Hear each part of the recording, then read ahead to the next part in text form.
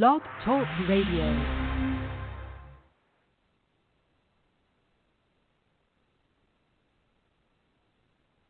This is the Light of Truth radio broadcast with Michael Boldea.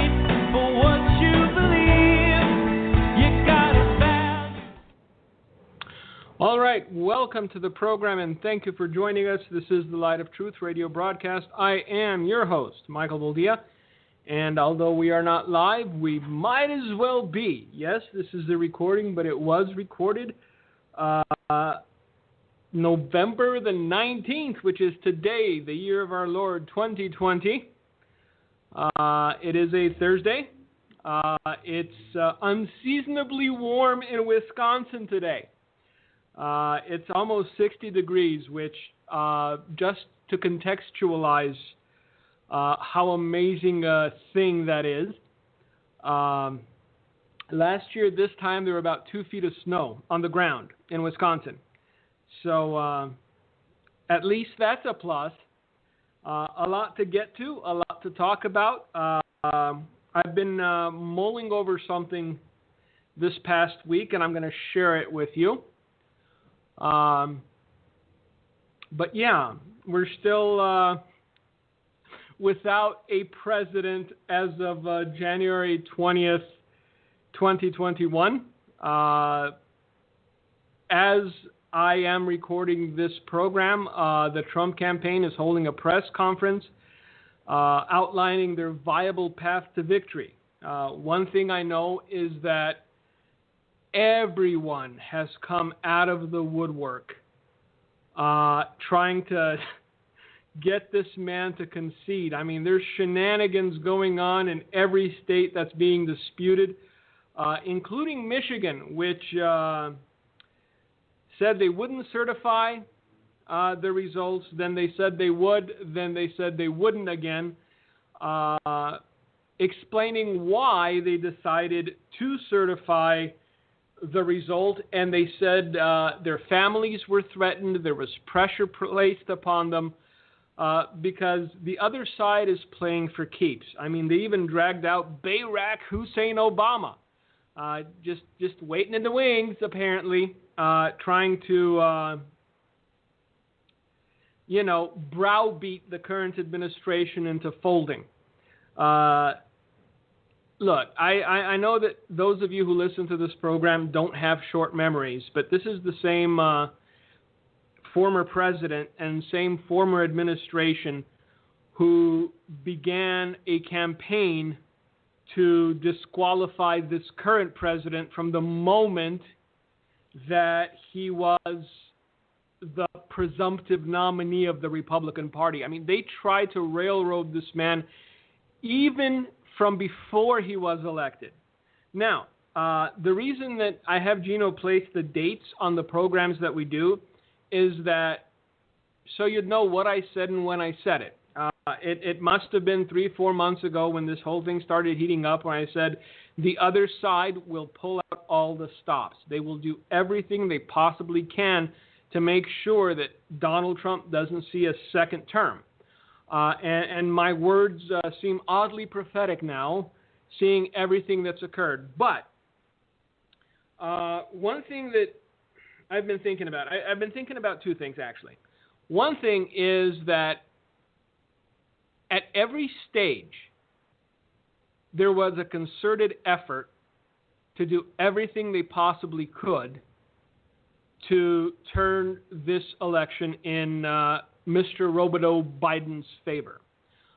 Because I've been sitting here thinking, all right, if they had the Dominion machines, if they could switch votes, why all these dead people voting? Why all of these people who are in, elderly living facilities that don't even know their name anymore, that eat, applesauce through a straw twice a day? Why take their votes? And the reason that I came up with, and I think it's logical because all we really have to grasp at is logic, is that one hand was not aware of what the other was doing. The call went out, make sure you do everything you can. And so at every strata, they did everything they could. The problem is they seem to have done a little too much for it to go unnoticed. Again, Michigan, Pennsylvania, right now they're recounting a couple of counties in Wisconsin. This thing is far from over, but as we discussed last week, if it does get overturned, make sure you have flame retardant clothing and a lot of extinguishers on hand, because as the kids like to say, you ain't seen nothing yet. Comparatively speaking, I think it would be a stunner, to be honest with you, with people and violence, and because it's still being fomented. Look, they're being used. The violence is being used as blackmail for the rest of the country to just shut up and take it, for the rest of the country to just concede, for the rest of the country to go back to quote-unquote normal. And all the swamp creatures, man, they're licking their lips and they're chomping at the bit because they know exactly what normal means. It means the American taxpayer gets railroaded once more. It means your taxes go up. It means they get to lobby for green energy companies that get, what, $250 million and then fold? Yes, that happened. Look it up. It's just astounding to me how far they went. And now you start to understand why Mr. Robodeau Biden was so sure that he didn't need your vote, because he said it to people on numerous occasions. Well, if you don't like me, don't vote for me. He also let slip that they had the most widespread voter fraud apparatus in the history of the world. So, I know. It was Joe. Joe says things. This man will be president if the other side gets their way. This man who simply says things, who couldn't hold a 5-minute conversation without flubbing something. This man will be the most powerful individual in the world, who at, the flip of a trigger, as it were, could start WW3. I know, for the last 4 years we've been told the big orange man's going to start World War III. Apparently not. He's even withdrawing troops from Afghanistan. He hasn't started any wars. But you know what? The people that really want Mr. Robodeau Biden to be president are not shy when it comes to sending America's best to bleed and die in foreign theaters and in the hot sun of the desert sand. So just keep that in mind. I'm going to tell you what I was thinking about, because I want to be intellectually honest with you. I want to sort of tell you every angle I'm seeing this from. Now, when my grandfather had the revelation about America and its judgment, he said the communists would start a revolution.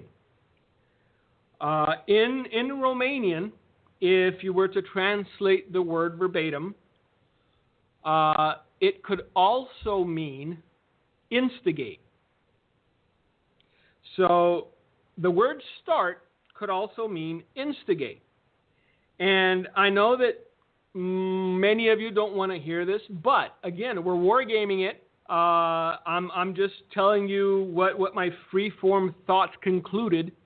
And again, I've never prophesied. I didn't say, thus says the Lord. I'm hoping that indeed there is so much evidence of the fraud that everyone knows took place. Look, if you think for a second that Mr. Robodeau Biden got more votes than Barack Obama by 15 million, given that Barack Obama was the Democrat version of a rock star, and Robodeau Biden couldn't attract a dozen cars in a parking lot to hear him talk, then I've got some beachfront to sell you in Arizona, or yellow snow cones if you want in the winter, whatever. Look, and this is why I think the other side isn't saying anything, because they realize the absurdity of this. They realize that they jumped the shark, quite literally jumped the shark, because every single Democrat operative in these battleground states did their part, from the voting machines to dead people voting to just grabbing ballots from dementia patients. They did everything, man. And so when you look at it as a whole, when you look at it in the aggregate, you realize something smells. Something is very, very fishy, as they would say in Mexico or California nowadays. So, and this is why I think they're keeping below the radar. They're not saying much, and they're hoping that this goes away. Again, it won't go away, because especially if this administration knows that it won and that what's going on is outright fraud, they're not going to give up.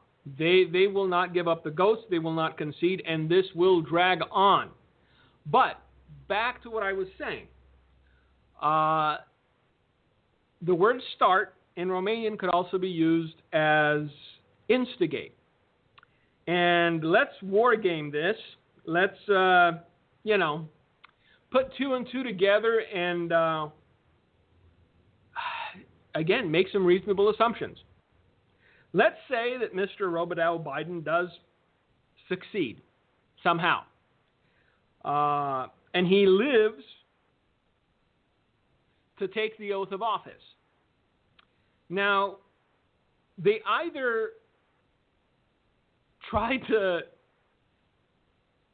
get him out using the 25th Amendment, or some intrepid individual forgets a pillow over his face at some point. But my feeling, and the way I'm reading this, is if he does manage to pull this off, and it's not him, again, it's the machine, man, the machine. These people were never a majority, but they always projected that they were.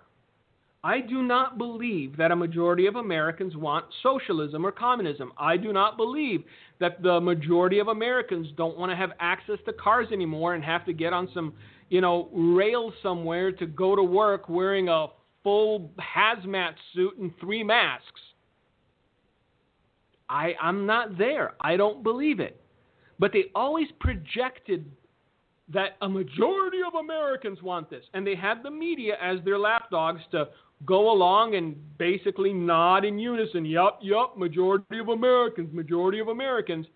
Now, if Mr. Boldea Biden has, after taking his oath of office, outlived his usefulness, and one Kamala Harris is inaugurated, anointed, sworn in as the President of these United States.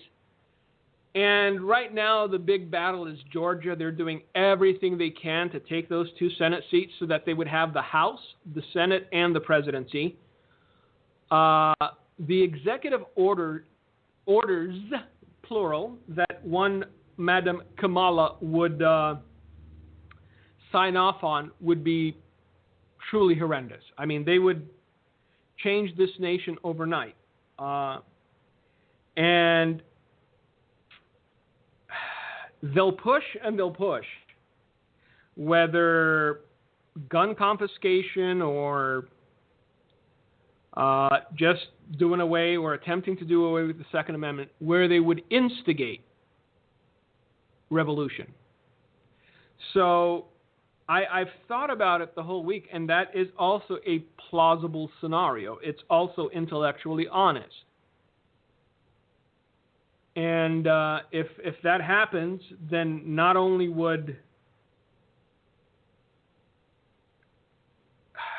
Kamala Harris have the force of law and the armed forces behind her, it would get bad. It would get ugly. It would get bloody, and it would do so very quickly. But hey, on a bright side, coronavirus is back. I like the fact that they keep it in the back pocket, and then whenever they need it, they pull it out. So states are shutting down again. As of now, I guess Washington State, Pennsylvania, Michigan just announced that they were becoming stricter, as it were. And what nobody seems to be talking about, and this has been my pet peeve since the beginning of all this, is the actual mortality rate. Look, the more people get tested, the more are going to pop positive. That's the way it is. Some people pop positive and negative in the same day. But if you look at the mortality rate, it's stabilized and even gone down. And what nobody seems to want to discuss, what nobody seems to want to talk about, is the spike in suicide rates, is the spike in drug overdoses, is the spike in alcohol poisoning, and all these other things that are a direct result of people being forced to be shut-ins, to be in their home, to not be able to earn a living, to not be able to work.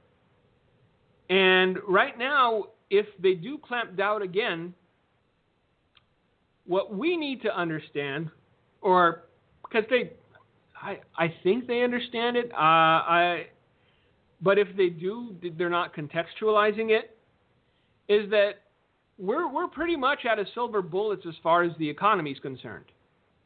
We can't shut down again and send another stimulus. We're already so far in debt we're drowning. And the businesses that held on, hoping and praying for some relief, are losing heart when they see this is happening all over again. Again, mortality rate is declining. If you're old and you're sickly, if you have a compromised immune system, by all means, feel free, stay home. But you cannot shut down the entire country. You cannot shut down the economy again because cases are going up. I mean, we just got an alert from my daughter's school that they're not going to have in-person school anymore after Thanksgiving. For how long? They said end of January. Well, that's 2 months. What are people with jobs supposed to do for an entire 2 months if their kids can't go to school? And guess what? Still paying the taxes. So,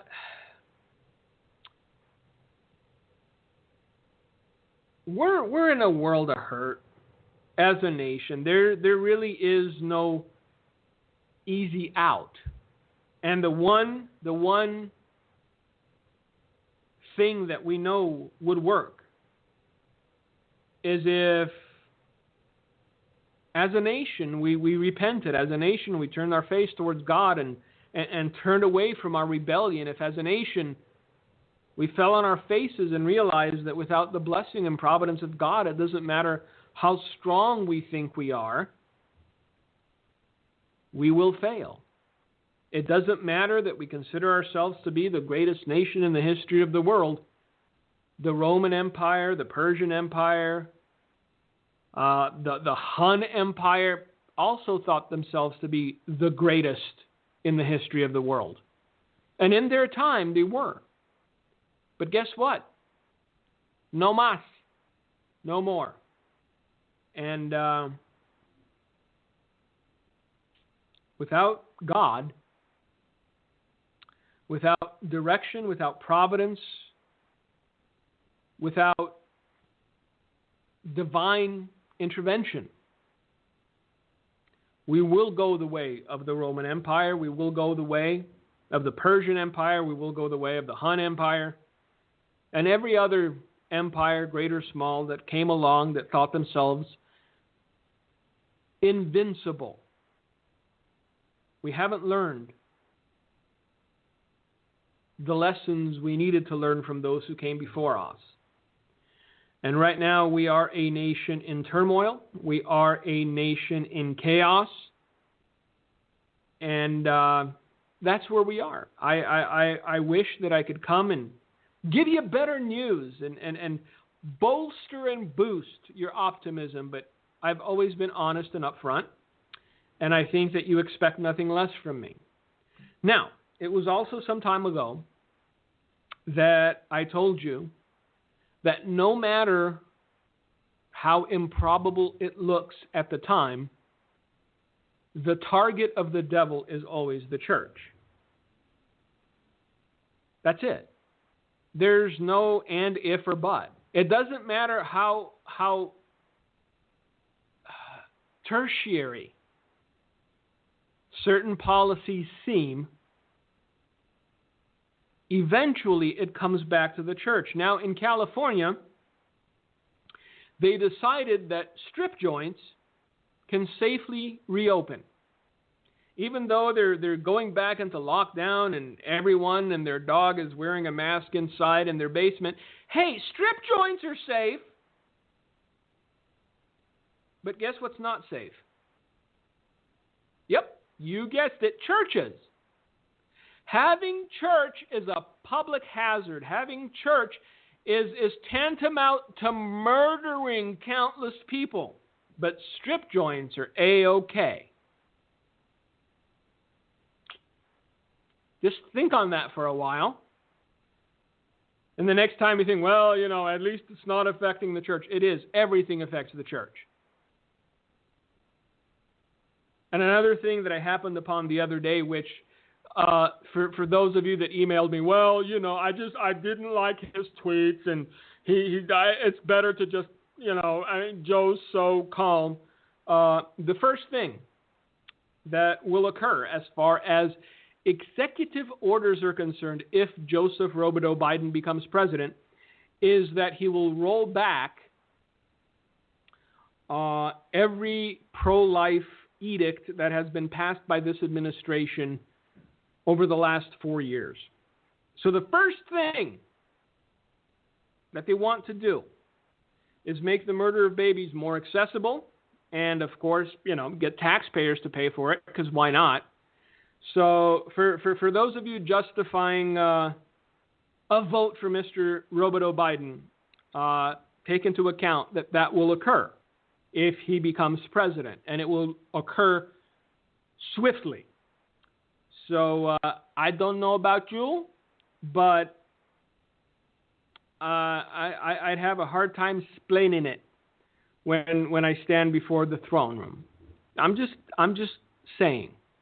Because all the words that were spoken, all the things that were said, all the warnings over and over again, fell on deaf ears to a lot of believers. I just don't like his attitude. Well, there you go. One of them has a salty demeanor. The other is advocating for post-birth abortion, for the murder of a baby after it has been born. Not only advocating for it, but rolling back every protection for life that has been instituted in this country over the last 4 years. So, just so you know. Because I'm getting tired. It's this whole thing of trying to explain to Christians why something is better than nothing, or why one administration is demonstrably better than the other. I'm tired of doing it, because there's always that puritanical self-righteousness. Well, like John Piper again. Back to Mr. Piper. Well, he's proud and unrepentant. Correct. The other side is murdering babies after they're born, and if they get the trifecta, if they get the House and the Senate and the presidency, Look for religious liberties on the chopping block sooner rather than later, because you are a thorn in their side. If you happen to be pro-life, you are a thorn in their side if you happen to be biblically and doctrinally sound, wherein you call homosexuality a sin, where you call transgenderism a perversion, where you don't mince words, where you're not a Joel Osteen or that guy that caught committing adultery. Oh, by the way, Lentz, yes, it was adultery with a Muslim woman, apparently. So I thought it would be worse, but yes, he got fired for that. I'm sure that we haven't heard the last of it, because that's what the devil loves to do after he exposes someone. And yes, especially if the individual is in the public eye, especially if the individual is, for lack of a better term,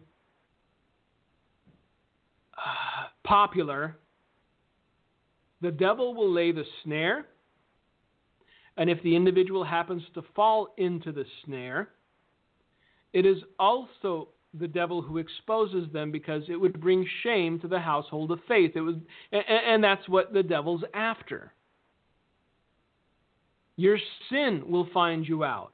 And so we haven't heard the last of it, I don't think. There will be more, as the kids like to say, juicy tidbits that will come down the pike, because they like to slowly bleed these little factoids into the ether. It makes the pain a lot worse. Now, another thing that has been noticeable is an uptick in defiance by every nefarious state in the world upon believing that someone of Mr. Roboto Biden's mental faculties will helm these United States. Everyone from the Iranians to the Saudis to the Russians to the Chinese are celebrating, because they understand what the change of administration will mean for them. And that is a very dangerous position for the citizenry of this country. That is a very dangerous position for you and I. Because if these people are emboldened, when these people are emboldened, they do very bad things. And if they see America as having been weakened, if they see America as having no direction, if they see America as having no representative on the global stage, they will commence with their plans of wounding, attacking, and ultimately destroying this nation. And I say these things without an ounce of emotion, because this is the reality of it. Look, I live here. My kids are here. My wife's here. Would I rather that everyone looked upon Mr. Roboto Biden and go, wow, he's a scary dude? I know. Popcorn thought so. But that was in his youth. And he had a chain. If you don't know the story, look it up. It's a circuitous thing. How can somebody who doesn't make sense 80% of the time win 15 million more votes than Barack Obama, who even those that disliked him agreed that he was a very smooth operator, that he was very eloquent when he gave speeches, and that he had a fan base. Even Hillary Clinton had a fan base. All the, middle-aged lonely women that had bunches of cats, they were her loyal following. So, again, this is where we are right now. The Wuhan flu is back in the news, and I guarantee you every time that they need to muzzle people, every time they need to control people, every time they want a certain outcome, there's a new outbreak. You know what? Given that the mortality rate is less than 0.5%, we're on par with the flu, kids. Everybody got to die of something, as I heard somebody say. So if it's not this, it'll be something else. But of all the things that I'd rather not die of, starvation is second only to being set on fire. And if we keep going down this road, if we continue shutting down the economy, there will come a point when we would have done enough damage that scarcity will become the norm. Look, I'm reading just news reports in places like, Houston, Texas. Just miles long car lines waiting to get some food. There's a continued increase in people who are barely making it or not making it anymore that are seeking something. Either food or money to pay their rent or money to pay their electricity. And while all this is going on, you're telling me you're going to shut it down again. Just when people were starting to go back to work, just when people were starting to, breathe a little sigh of relief that this thing was over. Remember that this started in March as 2 weeks to flatten the curve. November 19th is today's date. It's been well over 2 weeks, and yet here we are. Now, another unintended consequence of mandating that everybody muzzle up is that apparently San Francisco Bay is now awash with PPE, or personal protective equipment, as it were. The masks. Those masks, that you see in the parking lot from the store, the paper ones that people just flick off their faces when they come out of the store. Well, apparently, discarded masks and personal protective equipment have begun to wash into the San Francisco Bay with the arrival of the first winter rains, creating a new local pollution problem. I find it ironic that these are the greenies. These are the people who want you to stop raising cows and driving cars because, you got to save the environment. And they're having to deal with this in none other than in San Francisco Bay. So just imagine how many masks have started washing into the bay if they're now noticeable. Again, unintended consequences. And all of these governors that just on a whim decide to lock everything down again never think through the unintended consequences. Oh, by the way, Thanksgiving's over, according to some governors.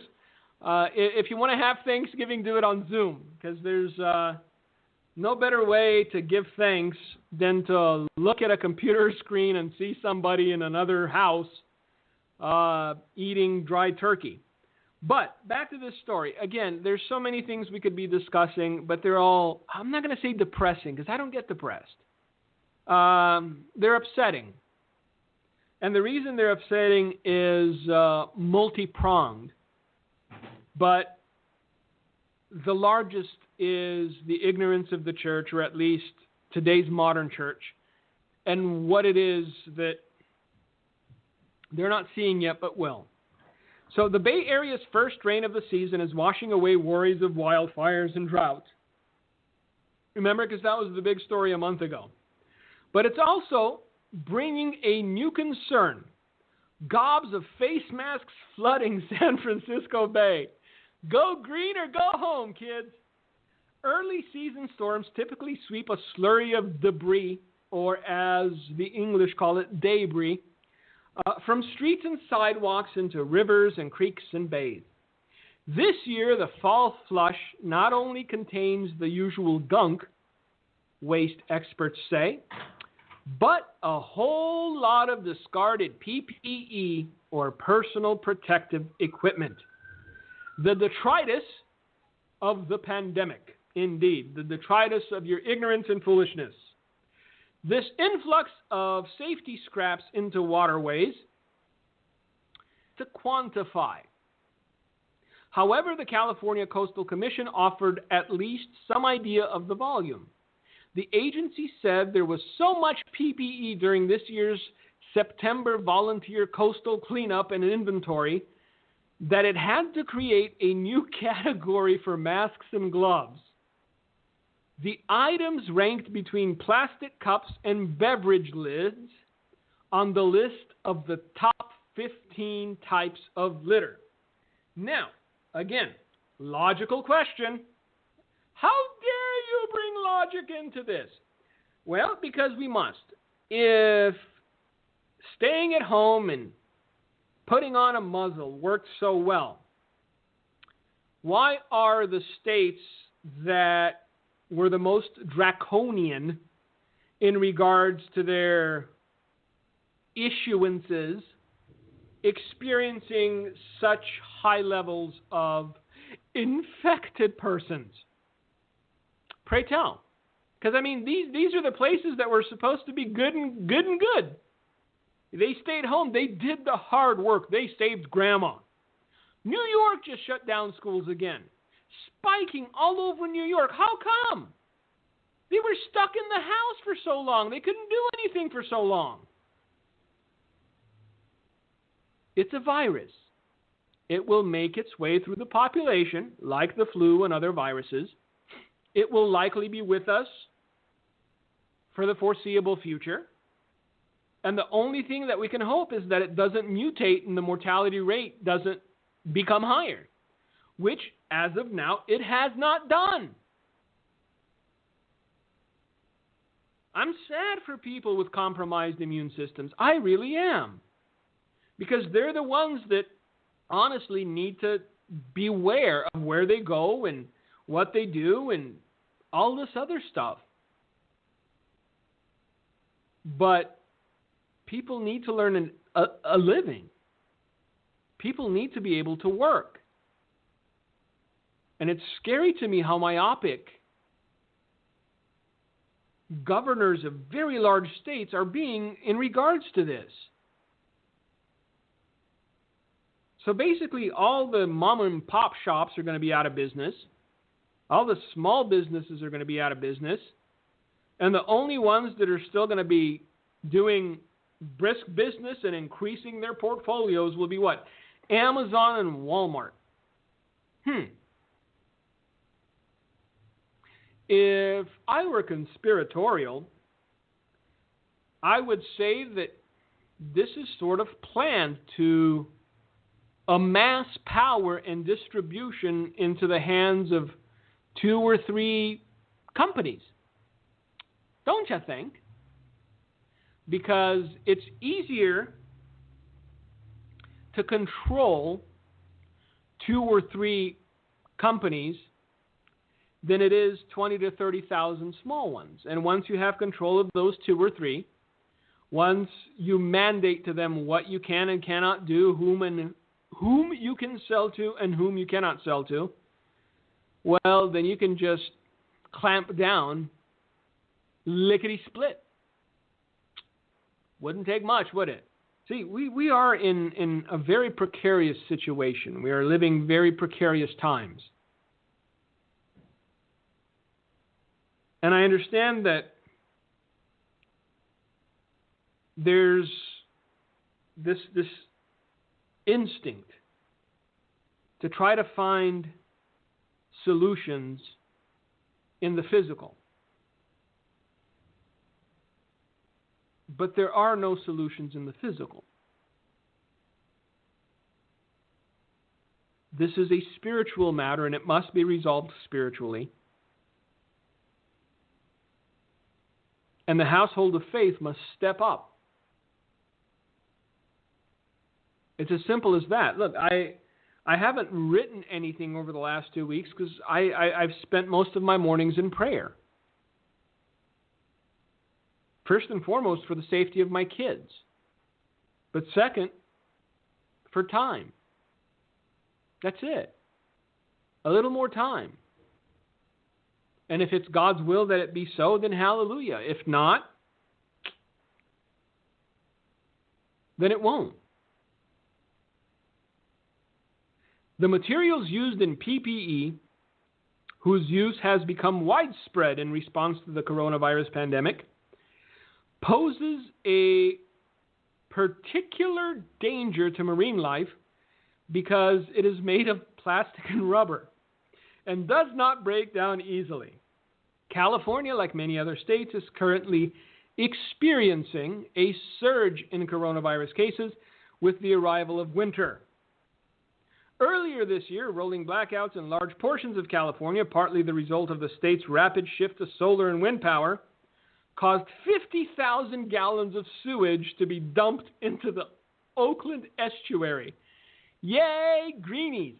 Go green, kids. Go green. It's the only way to be. So, rolling blackouts and a bay full of masks and gloves.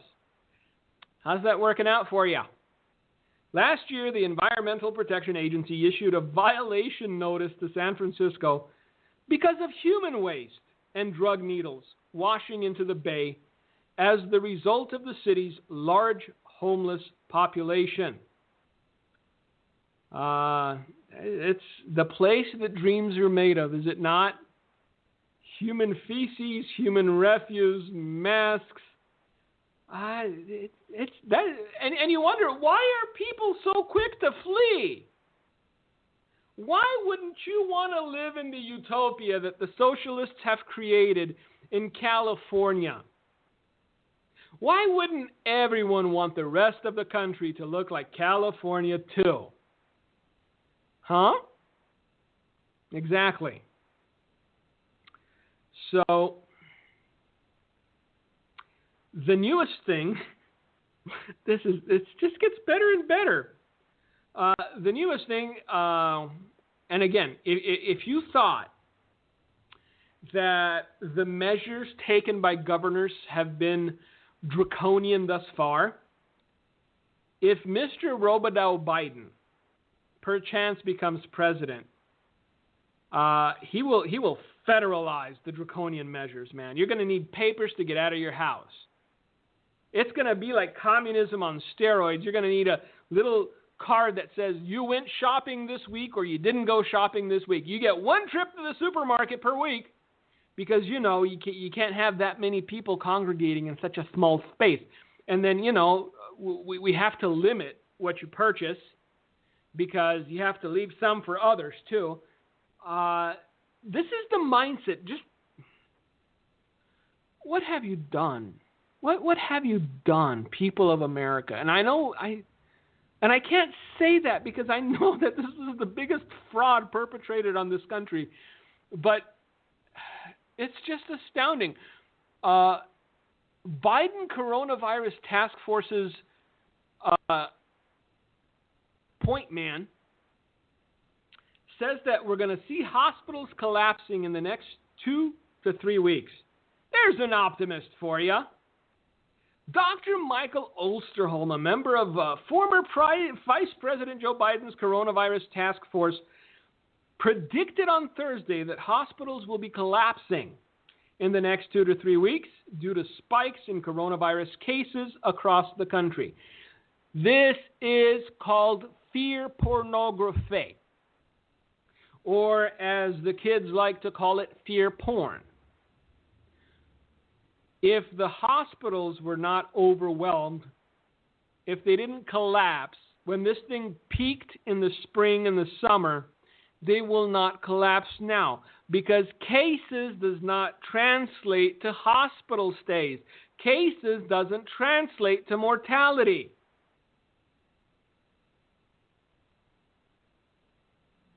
But fear keeps people in line. Fear keeps people in check. Fear makes people call the cops on their neighbors to tell them that their kids are playing outside. See, there's nothing more divisive than fear and race baiting, racial politics, identity politics. And they're pulling out all the stops right now. And seeing how rabid they've become over the past week makes me a smidge hopeful. Because if they thought they had this in the bag, if they thought that, the administration was just, just waiting out the clock and then finally, he'd concede, they wouldn't be this rabid. They wouldn't have everyone from Michelle Obama to Barack Hussein Obama out on the proverbial stump trying to get this administration to concede. As many push the President Donald Trump administration to provide information regarding the coronavirus cases to the Biden transition, Mr. Osterholm emphasized the importance of someone in his position knowing current information on the number of cases. And that's, again, and this is where the sleight of hand takes place. This is where these people need to be called out. Number of cases. How many people tested versus how many tested positive? How many people hospitalized? How many people dead? Look, if you look at the numbers, raw data, between 2019 and 2020, we're on par for the same exact number of fatalities in this country. People die in this country every year. We weren't immortal up to 2020 March of 2020, and then all of a sudden we just started dying off. People die. This is what happens. You are born, you live, you die. Some people die younger than others. Some people live into their olden age. The older you get, the more compromised your immune system gets. But if you look at the stats, if you look at the raw numbers, we're on par. Same number died last year this time that died this year this time. Interesting, is it not? Now, another thing that apparently no one's talking about, and it's worth pointing out, is that this year, surprisingly, no one's dying of the flu. Yes, people die of the flu every year. Lots of people. Especially older people. I understand. Well, because they're wearing masks and washing their hands. Even so, if they're getting the coronavirus, they're also getting the flu. The mask doesn't stop one and not the other. And the states where you're seeing spikes, people have been masking. So, stay-at-home orders aren't working. Masks aren't working. But you think that the best remedy is to throw in a fine if you're caught without a mask, or throw in a fine if you have more than, 10 people over for Thanksgiving. In some states, it's 2 people. So if you're a retiree and your wife is in the home and your son wants to come home from college, nay. That makes it 3. That's more than 2. And the fact that people are just sitting back and taking this tells me a lot about human nature that I hoped I'd never find out. There's that meme going around on the internet of how it was that people got on the train cars during the Nazi occupation because they were told it was for their own good. They were told they were being patriotic citizens if they just submitted and obeyed. And many of them did. And I know that some, well, this is nothing like that. It's human nature. So let's say this vaccine does come out, and there are some, including myself, that will refuse to get it. How long before you are deemed a public danger and forcibly quarantined somewhere other than your home, for the public good? And even though you try to point out the fact that, well, if everyone else has been vaccinated, then why would it matter if I was? You can't reason with totalitarians, can you? Nope, no, sir. Everybody's got to do it. But why? But I thought this was the land of the free. I thought I had a choice as to what I put in my body.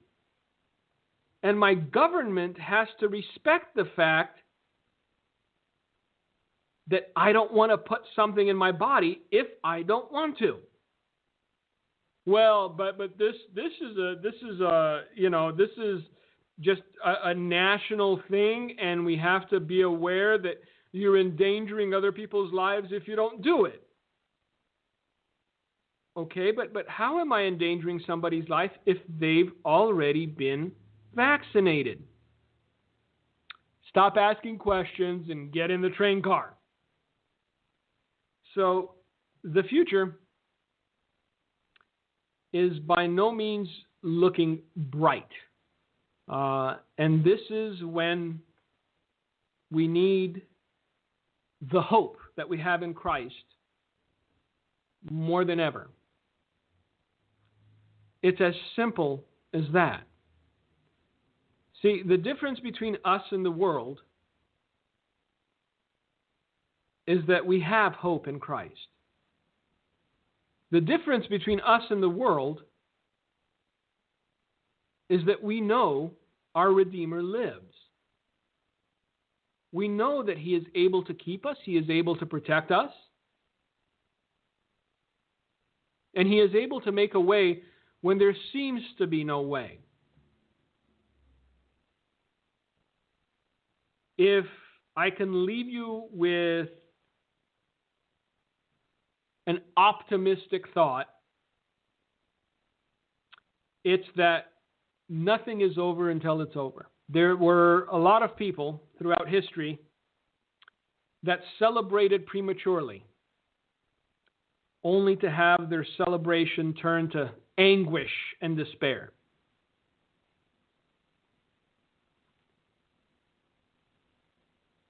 Will this be the case this time? I don't know. I'm hopeful that it will, because that means we get a little more time to do the work.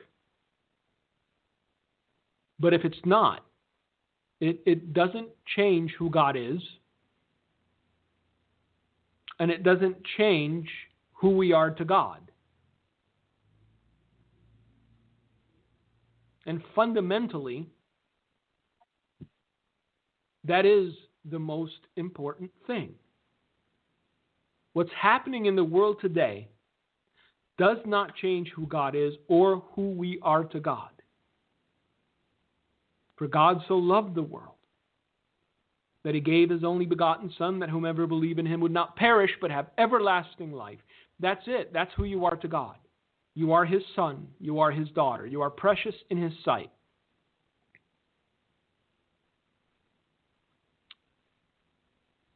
Jesus told us that in this world we would have tribulation.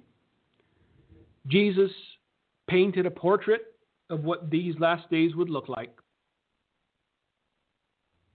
But He also said, "Fear not. I am with you. So, my dear brothers, my dear sisters, fear not. He is with us. Tomorrow is another day. Next week, hopefully, we'll have a program. I don't know when Thanksgiving is, but yeah, it doesn't matter anymore. They're even going to cancel Christmas, likely. Maybe, all of next year. Who knows? Because once tyrants get a taste of power, they will not release their grasp upon it. So, hopefully we'll have another program for you next week. If not, I'm going to rifle through the archives and find one that is suitable for the current situation. Until next time, may God bless you, may God keep you, and may you rest in His embrace. Gino, if you've got anything to say, the floor is yours. Well, thank you, Mike. I just want to encourage Michael that we had a guy in Germany, Dietrich Bonhoeffer, who tried to warn and blow a trumpet against the whole evil of Nazism. And did he have all the church support? No, he didn't. He didn't. He had a lot of Christians even oppose him and church people. And he went to his death.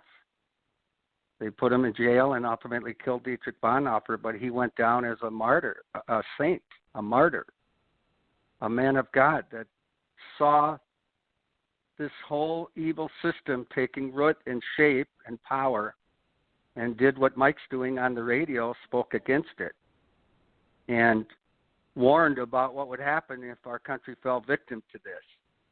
And it's exactly what has befallen other countries where they've allowed socialism and communism to come in, and make no bones about it, BLM and all these movements and Antifa are communist movements.